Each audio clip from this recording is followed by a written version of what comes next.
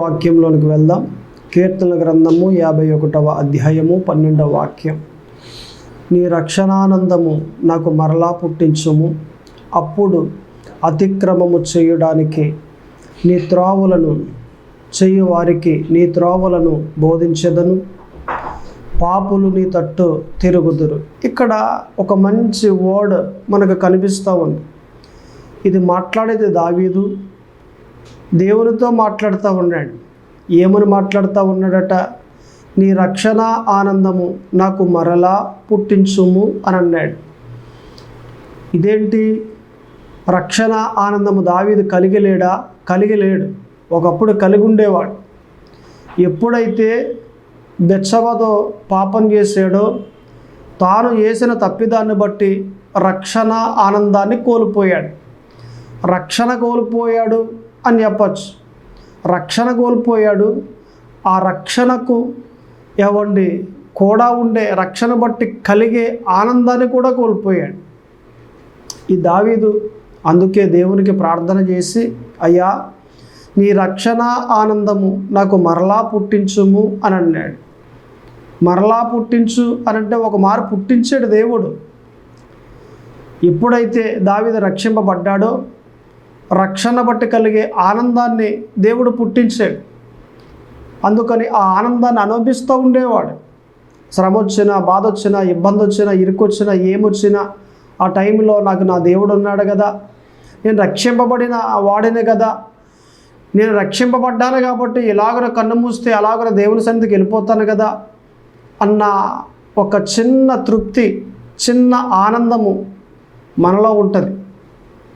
ఎప్పుడైనా బాధ కలిగినప్పుడు ఈ మాటను మనం ఆలోచన చేసి సంతోషపడుతూ ఉంటాం, ఆనందపడుతూ ఉంటాం. నాకేం పర్వాలేదు, ఏంటమ్మా పలానా ఇలా జరిగింది కదా, నష్టం వచ్చింది కదా, ఇంకేముంది, సంవత్సరం అంతా వెనకబడిపోయావు కదా, ఈ సంవత్సరం ఆదాయం అంతా పోయింది కదా అని అంటే, పోతే పోయిందిలే, దేవుడు ఇంత మట్టుకు ఇలా జరిగించాడు, సంతోషం. పోయిన సంవత్సరం వచ్చింది కదా, సంతోషం.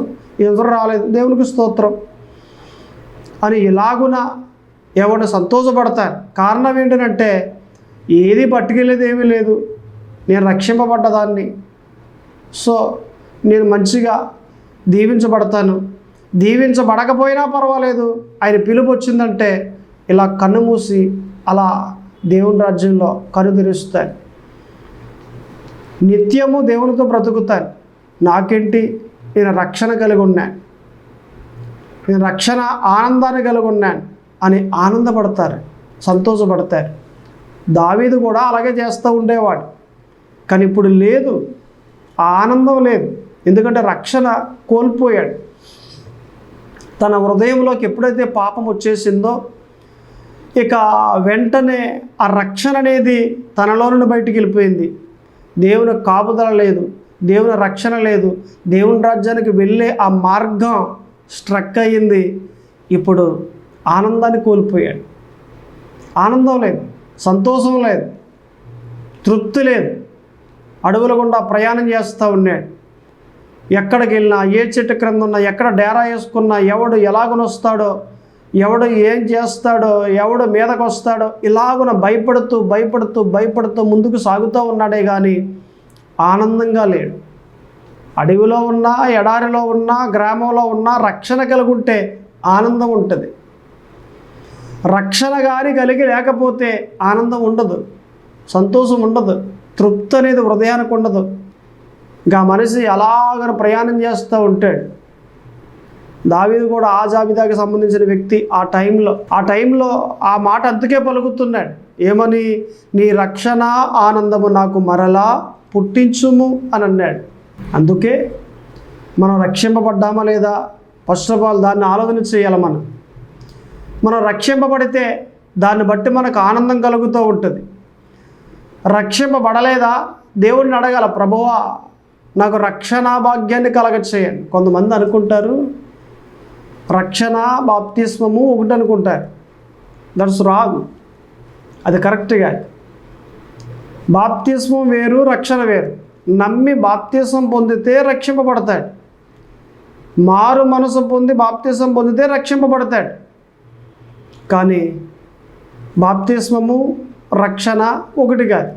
నమ్మి బాప్తీసం పొందిన వాడు రక్షింపబడతాడు. రక్షింపబడిన వ్యక్తి ఆ రక్షణను జీవితాంతకాలం కాపాడుకోవాలి. That's right. రక్షణ వేరు, బాప్తీసం వేరు. రక్షణ అనంటే ఇతడు అగ్నిగుండానికి సంబంధించిన వ్యక్తి కాదు అని అర్థం. రక్షింపబడ్డాడు అంటే దేవుని రాజ్యానికి వెళ్ళే వ్యక్తి అని అర్థం. ఆ వేలో, ఆ దారిలో ఉన్నాడు, దేవుని రాజ్యానికి వెళ్ళే దారిలో ఉన్నాడు, ప్రయాణంలో ఉన్నాడు, ఆన్ ది వేలో ఉన్నాడు. నేను రక్షింపబడ్డాను కదా అని నిర్లక్ష్యంగా కూడా ఉండకూడదు.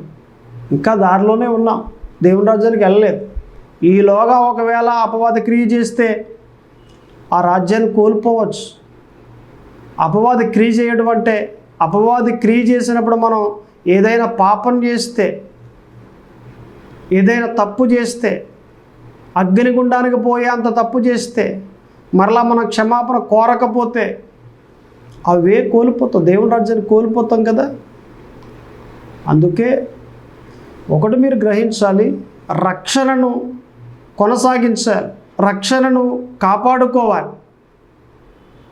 రక్షణ వేరు, బాప్తీసం వేరు. ఒక రోజున ఆటో ఎక్కాను, నేను డ్రైవర్తో మాట్లాడుతూ ఉన్నాను. ఆయన దేవుణ్ణి నమ్ముకున్నాడు, బైబిల్ ఎదుటిగా పెట్టుకున్నాడు, ఈయన దేవుణ్ణి నమ్ముకున్నాడు అన్న ఉద్దేశం చెప్పిన కదిపి నేను మాట్లాడుతూ ఉన్నాను. జనరల్గా నేను ప్రయాణం చేసినా, బండి మీద వెళ్ళినా, బస్సు ఎక్కినా, లేకపోతే ఎలా ప్రయాణం చేసినా కూడా పక్కనే ఉన్న వారికి దేవుని వాక్యాలు చెప్పడం నాకు అలవాటు, ఒక వాడుక. అలాగనే ఆయన కదిపి మాట్లాడుతూ ఉంటే ఆయన మాట్లాడుతా మేము కుటుంబం అంతా మేము రక్షింపబడ్డామండి అని అన్నాడు ఆ ఆటో డ్రైవర్. అలా చెప్పగానే నేను అన్నాను, కుటుంబం అంతా రక్షింపబడ్డారా అన్నాను. కుటుంబం అంతా రక్షింపబడ్డామండి, మేము కుటుంబం అంతా బాప్తీసాలు తీసుకున్నామండి అని అన్నాడు. ఓహో, మీరు అక్కడ ఉండిపోయారా? అయ్యా, బాప్తిస్మం వేరు, రక్షింపబడ్డం వేరు. రక్షణ వేరు, బాప్తిస్మం వేరు. బాప్తిస్మం అంటే పాస్టర్ గారు నీటిలోకి తీసుకెళ్ళి యేసుక్రీస్తు నామములో ముంచి బాప్తిస్మం ఇస్తారు, దాన్ని బాప్తిస్మం అంటారు. దేవుని కోసం బ్రతుకుతావా అని అడిగి ఎప్పుడైతే ఆయన ముంచి తేలదీస్తాడో నువ్వు రక్షింపబడ్డావు, నీకు బాప్తిస్మం ఇచ్చాడు ఆయన, దాన్ని బాప్తిస్మం అంటారు. మరి ఎప్పుడైతే నువ్వు నమ్మి అలాగున బాప్తిస్మం తీసుకున్నావో నువ్వు రక్షింపబడ్డావు కదా. నువ్వు ఏం కలుగున్నావు? రక్షణ కలుగున్నావు. అంటే దేవుడు నీకు రక్షణ ఇచ్చాడు. దేవుడు నీకు రక్షణ ఇచ్చాడా, బాప్తిస్మం ఇచ్చాడా? బాప్తిస్మం తీసుకున్నందున రక్షింపబడ్డా. అందుకే బాప్తిస్మం వేరు, రక్షణ వేరు అని ఇలాగున ఈ మాట ఆయనకి చెప్పాను. అప్పుడు ఆయన అన్నాడు, అలాగైతే నేను ఒక్కనే రక్షింపబడ్డానండి అని చెప్పాడు. ఎవరట? ఆయన ఒక్కడే రక్షింపబడ్డాడు. అంటే రక్షణ అంటే ఏంటి? బాప్తిస్మం తీసుకుంటే అదే బాప్తిస్మం రక్షణ కాదు. బాప్తిస్మం తీసుకోవడం వల్ల రక్షణ కలిగింది. అంటే రక్షింపబడ్డ వ్యక్తి పాపాలు చేస్తాడా, లేకపోతే పాపాలని ఒప్పేసుకుని పవిత్రంగా ఉంటాడా? పవిత్రంగా ఉంటాడు. మీకు అర్థమైందా? ఇంకా కాస్త డెప్త్గా చెప్తే, రక్షింపబడిన వ్యక్తి రక్షణ కలిగి ఉన్నాడు అంటే అబద్ధం ఆడడు, రక్షణ కలిగి ఉన్నాడు అంటే బూతులు తిట్టడు, రక్షణ కలిగి ఉన్నాడంటే వ్యభిచారం చేయడు, రక్షణ కలిగి ఉన్నాడంటే నీతిగా ఉంటాడు, రక్షణ కలిగి ఉన్నాడంటే యథార్థంగా ఉంటాడు. ఇదే రక్షణ. లేదండి నేను బాప్తిజం పొందానండి, కాకపోతే అబద్ధాలు ఆడుతున్నారండి, నీకు రక్షణ లేదు. ఆ రోజు రక్షింపబడ్డావు, ఆ రోజు పాపాలను ఒప్పుకున్నావు, ఆ రోజు నమ్మి యేసయ్యే దేవుడు అని నమ్మి బాప్తిజం తీసుకున్నాం, ఆ రోజు దేవుడు నీకు రక్షణ ఇచ్చాడు. కానీ ఎప్పుడైతే నువ్వు అబద్ధం ఆడావో మరలా రక్షణ కోల్పోయావు. రక్షణ కోల్పోయిన నీవు ఇక ఆనందంగా ఉండలేవు. రక్షణ కోల్పోయిన నీవు యథావిధిగానే ఉంటావు. మరి బాప్తిజం పొందాను కదండి, రైట్, బాప్తిజం పొందావు. కానీ ఆ బాప్తిజం ఎప్పుడు మరలా నీకు ఏది రక్షణ తీసుకొస్తుంది అని అంటే, నీవు అబద్ధాలు మానేసినప్పుడు, ఏది నువ్వు తప్పిదాలు మానేసినప్పుడు అప్పుడు మరలా ఈ బాప్తిసం తీసుకున్నది ఓకే, ఇక సరిపోయింది, మరలా బాప్తిసం తీసుకోక్కర్లేదు. కానీ ఈ రక్షణ అనేది నువ్వు మరలా పాపాన్ని మానేసినప్పుడే నీకు కలుగుద్ది. అందుకే చెప్తున్నాను, రక్షింపబడిన నీవు నీ రక్షణను కొనసాగించు అని అంటున్నాను. నీ రక్షణను కాపాడుకో అంటున్నాను, ఊరికే కాదు. అంటే నేను కాపాడుకోలేకపోతున్నానంటే అంటే నీకు రక్షణ లేదు. రక్షింపబడ్డా ఒక మారు అంతేగాని ఇప్పుడు రక్షణ లేదు. దేవుని రాజ్యానికి వెళ్ళే దారిలో లేవు. మరి ఏ దారిలో ఉన్నానండి? అగ్నిగుండానికి వెళ్ళే దారిలో ఉన్నా. మరి దేవుని రాజ్యానికి వెళ్ళే దారిలోకి రావాలంటే నువ్వు పాపాలు మానేయాలి. నువ్వు ఎప్పుడైతే పాపం మానేసావో నీ జీవితం బాగుంటుంది, నీ జీవితం ఆనందంగా ఉంటుంది. ఎందుకని? రక్షణ బట్టే కలిగే ఆనందం ఇంత అంతా కాదు, ఆ ఆనందమే ఆనందం. శ్రమలు రావని నేను చెప్పను సుమా, బాధలు రావని నేను చెప్పను సుమా. బాధలు వస్తాయి, శ్రమలు వస్తాయి. రక్షణ కలిగి ఉన్న నీవు ఆనందపడతా ఉంటావు. కారణం ఏంటంటే ఆ రక్షణ నీకు ఆనందాన్ని ఇస్తుంది. మనం దేన్ని బట్టి ఆనందించాలి అంటే మనము కలిగి ఉన్న రక్షణ బట్టి ఆనందించాలి. నాకేం పర్లేదండి, నేను రక్షింపబడ్డాను, ఇలా కన్ను మూసినంటే అలా దేవుని రాజ్యంలోకి వెళ్ళిపోతారు. మరి ఏ కోర్టు కేసులు అవి ఉన్నాయి, లేకపోతే ఎస్ఐ గారి ఇంటికి వస్తావు, అవన్నీ ఒట్టిదే. నేను రక్షింపబడ్డాను అంతే, దట్స్ ఇట్, అంతే. ఇలా కన్ను మూస్తే అలా వెళ్ళిపోతాయి. మరి ఎన్ని పోతాయంట? అయ్యే పోతాయి. దేవుడు ఎప్పుడు తీసేస్తే అప్పుడు పోతాయి. అప్పులు ఉన్నాయి కదా, దేవుడు ఎప్పుడు తీసేస్తే అప్పుడు పోతాయి. గొడవలు ఉన్నాయి కదా, దేవుడు ఎప్పుడు తీస్తే అప్పుడు పోతాయి. నీకు బాధలు ఉన్నాయి కదా, సమస్యలు ఉన్నాయి కదా, అవమానం కూడా వెళ్తూ ఉన్నావు కదా, నిందలు మొన్నే పడ్డావు కదా, అన్నీ పోతాయి. అవన్నీ పక్కన పెట్టే, నేను రక్షింపబడిన దాన్ని, దట్స్ ఇట్. కన్ను మూస్తే దేవుని దగ్గర ఉంటాను నేను. ఇది ఆనందం. రక్షణ బట్టి ఆనందం ఎలా కలుగుద్ది? అలాగునే రెండవ మాటలోకి మనం వెళ్ళినట్లయితే మత్తయి సువార్తలో 5వ అధ్యాయంలో 11వ వాక్యంలో మనకు కనిపిస్తుంది, నా నిమిత్తము జనులు మిమ్మల్ని నిందించి హింసించి మీ మీద అబద్ధముగా చెడ్డ మాటలెల్లా పలుకున్నప్పుడు మీరు ధన్యులు, సంతోషించి ఆనందించుడి. చూడండి ఈ వర్డ్ ఎంత బాగుందో.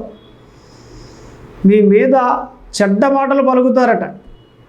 ఎవరు? మీ పక్కనే ఉన్న ప్రజలు. మీ మీద ఎప్పుడైతే చెడ్డ మాటలు పలుకుతారో దేవుని విషయమై మీరు ధన్యులు, మీరు ఆ టైంలో సంతోషించి ఆనందించుడి అని ఇక్కడ యేసుక్రీస్తు వారు బోధిస్తూ ఉన్నారు. అంటే రెండవదిగా దేన్ని బట్టి మనం ఆనందించాలి అంటే మీ మీద నిందించినప్పుడు, ఎప్పుడట? నిందించినప్పుడు మీరు ఆనందించాలి. ఒకటి రక్షణ బట్టి ఆనందించాలి, 2 నిందించినప్పుడు ఆనందించాలి. చాలామందికి నిందలంటే మహాభయం. నిందలు కావాలని కోరుకోవద్దు, కానీ నిందలంటే భయపడకూడదు. అవమానం కావాలని కోరుకోవద్దు, కానీ అవమానానికి భయపడకూడదు. నిందలు వస్తాయి. మనం భక్తి చేస్తూ ఉన్నప్పుడు, ఈ భక్తిలో ఎదరికి కొనసాగుతూ ఉన్నప్పుడు ఖచ్చితంగా నిందలు వస్తాయి, ఖచ్చితంగా బాధలు వస్తాయి, ఖచ్చితంగా పక్కనే ఉన్నవారు హింస పెడుతూ ఉంటారు, బాధిస్తూ ఉంటారు, ఎవరో ఒకరు ఉంటారు మనల్ని ఏడిపించడానికి. ఉండకుండా ఉండరు, ఉంటారు. కానీ అలాగున్న వారు నిందించినప్పుడు, బాధ పెట్టినప్పుడు మీరు సంతోషించి ఆనందించుడి అని బైబిల్ బోధిస్తూ ఉంది. యేసయ్య శరీరధారిగా ఉన్నప్పుడు చెప్పిన మాట ఇది. మీరు ఎందుకని ఇబ్బంది పడుతూ ఉన్నారు? మీరు ఎందుకని బాధపడుతూ ఉన్నారు? మీరు ఎందుకని ఏడుస్తూ ఉన్నారు? దేవుడే చెప్పాడు కదా నిందలు వస్తాయని. అలా కాదండి, నేను అనలేదండి అసలు ఆ మాట, అసలు ఆ పనే చేయలేదండి, నేను అక్కడికి వెళ్ళలేదండి, నేను వెళ్ళానంటున్నారు, అక్కడ ఆ పని చేశానంటున్నారు, నేను మాట్లాడాను, ఆ మాట పలకకుండా పలికాను, ఆ మాట తిట్టకుండా తిట్టాను అని అంటున్నారు. బాధ కలగదా పాస్టర్ గారు? మీరు అలా మాట్లాడుతున్నారు కానీ బాధ కలగదంటారా అని మీరు అనొచ్చు. అయితే మీరంటే ఇక్కడ కలుగుద్ది, మీరు ఆనందించండి అని అంటలేదు. ఇక్కడే ఉంది ఏమని? అబద్ధముగా మీ మీద అబద్ధముగా చెడ్డ మాటలల్లా పలుకున్నప్పుడు, మంచి మాటలు కాదు చెడ్డ మాటలు, అంటే మీరు చెయ్యకపోయినా మీరు చేశారు అనే దాన్నే నిందించడం అంటారు. మీరు అనకపోయినా మీరు అన్నారు అని అంటే దాన్నే నిందించడం అంటారు. మీరు అనకపోయినా మీరు అన్నారు అని అంటారు పక్కనే ఉన్నవారు. ఆ టైంలోనే నన్ను నిందిస్తూ ఉన్నారు అని దేవుని జ్ఞాపకం చేసుకుని మీరు సంతోషించి, ఎలాగట? యేసే విషయంలో నేను ఈ మాట పడతా ఉన్నాను కదా, సంతోషమే. దేవుని విషయమై ఈ మాట నేను పడతా ఉన్నాను కదా, ఆనందమే అని ఇలాగున సంతోషించి ఆనందించి మీరు ముందుకు సాగిపోవాలే కానీ అక్కడే స్ట్రక్ అయిపోవడానికి వీల్లేదు. ఇప్పుడు పౌలు గారు ఉన్నారండి, అపోస్తలుడైన పౌలు. బైబిల్లో ఆయన అనేక ప్రాంతాలకు వెళ్ళి సువార్త చేస్తూ ఉంటే ఆయన పట్టుకుని కొట్టి సభలోనికి తీసుకెళ్ళి నిలవబెట్టి, నువ్వు యేసు క్రీస్తు నిమిత్తము బోధించడానికి వీల్లేదు అని అన్నారు. అట్ ద సేమ్ టైం గమనీయులని ఒక వ్యక్తి వచ్చాడు. ఆయన అన్నాడు, ఎందుకు మీరు ఎలాగా ఆయన కొడతా ఉన్నారు? ఇది సరికాదు. ఒకవేళ దేవుడు కానీ ఈ వ్యక్తిని నడిపిస్తే మీరు దేవుడికి విరోధంగా చేసిన వారు అవుతున్నారు కదా, మీకు ఎందుకు ఈ గొడవలన్నీ? ఆయన బోధేదో ఆయన బోధించుకుంటున్నాడు, ఆయన గొడవ మీకు ఎందుకు, వదిలేయండి అని అన్నాడు. ఆ రోజుల్లో కాస్త పెద్దగా ఉండేవాడు, మంచి ఉపదేశాలు ఇస్తూ ఉండేవాడు గమనీయులు. అయితే ఆ మాటను బట్టి వారు విని వదిలేసేటప్పుడు కూడా నువ్వు యేసు నామమున బోధించడానికి వీలు లేదని గద్దించి మరి హెచ్చరించి మరి పౌలు గారు వదిలేశారు. అప్పటి వరకు కొట్టారు, తిట్టారు, మాట్లాడినారు. కానీ పౌలు అక్కడ నుండి బయటికి వెళ్ళిన తర్వాత వేరొక గ్రామంలో మరలా సువార్త చేశాడు, మానేలేదు. కానీ ఆనందపడ్డాడు. అక్కడే వ్రాయబడి ఉంటుంది. ఎక్కడది? అపోస్తల కార్యములో 5వ అధ్యాయంలో 41వ వాక్యంలో మనకు కనిపిస్తుంది. ఆయన ఆనందపడ్డాడట, ఆయన సంతోషపడ్డాడట పౌలు గారు. యేసయ్య నామము నిమిత్తములో నేను ఈ నిందను, ఈ అవమానమును, ఈ బాధను నేను అనుభవిస్తూ ఉన్నాను. సంతోషం, ఆనందం. నా కోసం కదా నేను అనుభవించేది, యేసయ్య కోసం నేను అనుభవిస్తూ ఉన్నాను. ఎంత భాగ్యం ఇది! తిట్టేరా, కొట్టేరా, ఓకే, దేవుని కొరకు పడతా ఉన్నాను అని ఇలాగూ ఆనందపడి ముందుకు సాగిపోయి బలముగా పరిచర్య చేశాడు. కానీ ఎక్కడ స్ట్రక్ అయినట్లుగా మనకు కనిపించాడు. సో మనం ఎలా ఉండాలి? రక్షణ బట్టి ఆనందించాలి. నిందించినప్పుడు కూడా మనము ఆనందించాలి. మన జీవితాలు అలాగ ఉండాలి. అంతేగాని కంగారు పడిపోయి తైదెక్కలు తొక్కేసి ఇలాగున అలాగున నో, జాగ్రత్తగా ఉండాలి. ఒక ప్రాంతంలో ఒక మహారాజు గారు ఉన్నారు. ఆయనకు ఆ రోజు పుట్టినరోజు, కోటలో మంచిగా పుట్టినరోజు జరిగించుకున్నాడు. ఇక తర్వాత రాణిగారికి చెప్పాడు, ఇదిగో బయటికి వెళ్తా ఉన్నాను, ఈ రోజు నాకు ఎదుటిగా ఎవరైతే వస్తారో ఆ వ్యక్తి ఎవరైనా కానీ ఆ వ్యక్తిని నేను తృప్తిపరచి వస్తాను, ఈరోజు నా పుట్టినరోజు కదా అని మహారాణి గారికి చెప్పి బయలుదేరాడు. గుర్రం ఎక్కి వెళ్తూ ఉన్నాడు, ప్రయాణం చేస్తూ ఉన్నాడు. సరిగ్గా ఒక అడుక్కునే వ్యక్తి ఎదుటిగా వచ్చాడు. ఏవయ్యా ఇలా రా అని అన్నాడు. దగ్గరకు వస్తూ ఉంటే ఈ మహారాజు సంచిలో ఉన్న ఒక బంగారపు కాయిన్ తీసి ఇలాగ ఆయన మీదకి గిరట కొట్టాడు, పట్టుకుంటాడని. అది పట్టుకోలేకపోయాడు, బురదలో పడిపోయింది. గబగబా వెళ్ళి దాంట్లో చేయి పెట్టబోతుంటే మహారాజు ఆగలగా దాంట్లో చేయి పెట్టకు, చిరాకు అది, ఇలాగొచ్చాయి నీకు ఇంకో కాయిన్ ఇస్తారనేసి ఇంకొక బంగారపు కాయిన్ ఇచ్చాడు. సంతోషంగా ఉన్నావా అని అంటే ఉన్నానయ్యా అని చెప్పి మళ్ళీ అక్కడికి వెళ్తున్నాడు. ఎక్కడికి? బురద దగ్గరికి, బురదలో పడ్డ కాయిన్ దగ్గరికి. దాని దగ్గరికి వెళ్తూ ఉంటే మళ్ళీ వెళ్తున్నాం, ఎందుకు కాయిన్ ఇచ్చారు కదా, ఇలా రా ఇంకోటి ఇస్తారు అని ఇంకోటి ఇచ్చాడు. అయినా మనసంతా దాని మీద ఉంది. మళ్ళీ అక్కడికి వెళ్తూ ఉన్నాడు. రా ఇలాగా నేను ఏది ఏమైనా ఈరోజు తృప్తిపరిచిన వెళ్ళాలి. నేను మహారాణి గారికి మాట ఇచ్చి వచ్చాను, ఈరోజు నా పుట్టినరోజు, ఇదిగో తీసుకో కొన్ని కాయిన్లు ఇస్తున్నాననేసి ఒక గుప్పుడుతో కాయిన్లు ఇచ్చాడు. అయినా ఈ కాయిన్లన్నీ తీసుకున్నాడు, కానీ ఆ అడుక్కునే వ్యక్తి మళ్ళా బురద వైపు వెళ్తూ ఉన్నాడు. ఇదేంట్రా బాబు, నేను మహారాణి గారికి మాట ఇచ్చాను, ఏది ఏమైనా ఈ వ్యక్తిని తృప్తిపరిచి వెళ్ళాలి, నేను ఎంత ఇచ్చినా కూడా దానివైపు వెళ్ళిపోతున్నాడు, మరలా దాని దగ్గరికి వెళ్ళిపోతున్నాడు, బురద దగ్గరికి. ఆ కాయినే కావాలంటున్నాడు. ఎలాగని తన దగ్గర ఉన్న సంచి మూటంతా, బంగారపు కాయిన్ల మూటంతా ఇచ్చేసాడు. ఆ మూటంతా భుజాన్ని వేసుకుని మళ్ళా బురద దగ్గరికి వెళ్తున్నాడు. ఆ బురదలో పడ్డ కాయిన్ ఆయనకి కావాలి, తృప్తి లేదు, దాన్ని కూడా తీసుకోవాలి.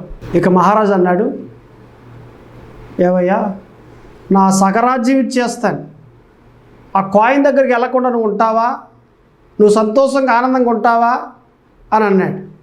అయ్యా, మీరు సగరాజ్యం ఇచ్చేసిరా, ఆ కాయిన్ నేను తీస్తాను, పడిపోయింది కదా బంగారపు కాయిన్, అది కూడా నాకు కావాలి అని అన్నాడు. అంటే సగరాజ్యం ఇచ్చేసినా కూడా ఆయనకు తృప్తి కలగట్లేదు. ఆయనకి దేన్ని బట్టి తృప్తి కలుగుద్ది అని అంటే ఆ బురదలో పడ్డ కాయిన్ బట్టే తృప్తి కలుగుద్ది.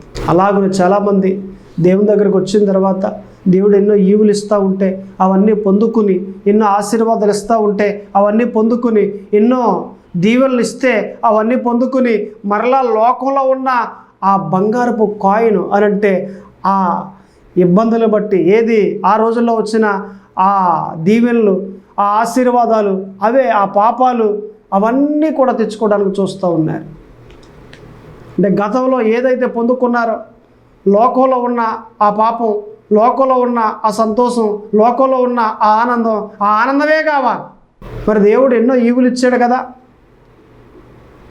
బంగారపు మూట ఇచ్చేసాడు కదా మహారాజు, అయినా కూడా బురదలో పడ్డ కాయినే కావాలి, ఆ లోకంలో ఉన్న సంతోషమే కావాలి, ఆ లోకంలో ఉన్న ఆనందమే కావాలి.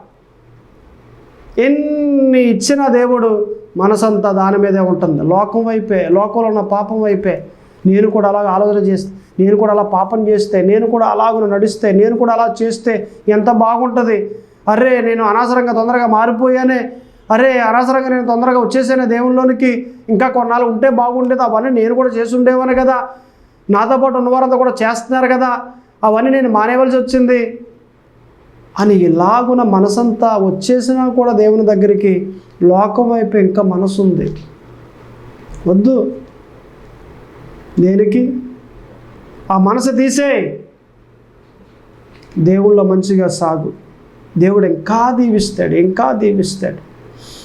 ఆనందం, రక్షణ బట్టి ఆనందించాలి. అలాగనే మూడవదిగా మనం చూస్తే లోకా సువార్తలో 10వ అధ్యాయంలో 20వ వాక్యంలో మనకు కనిపిస్తుంది, అయినను దెయ్యములు మీకు లోబడుచున్నవని సంతోషింపక మీ పేర్లు పరలోకమందు వ్రాయబడి ఉన్నవని సంతోషించుడని వారితో చెప్పాను.